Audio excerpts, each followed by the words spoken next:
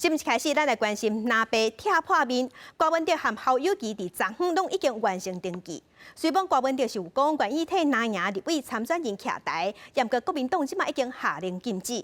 侯友宜佫讲是郭文哲家己要离开团队的。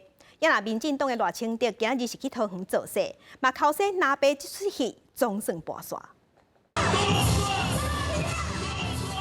民进党总统参选人赖清德出席北屯竞总成立大会，总统蔡英文将行政院长苏贞昌拢特别到场徛台，到机关声势。赖清德是搁再声明绝对袂行歪曲中国的路，也靠说南北合破局。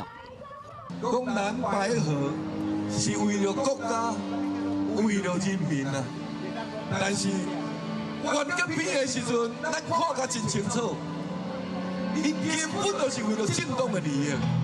为了个人的权利，国民党侯友宜时间副手赵少康到桃园台中造势，南北伫总统选前的战绩破局。虽然民众党郭文哲登记参选的时阵，也是话讲愿意替南营立委参选人徛台，不过国民党随划清界线。我们打团队作战，纪律很重要。是柯文哲要离开团队的啦，因为总统的部分我们目前是竞争的，所以。 其他的总统候选人或副总统候选人是不可以来帮我们的站台。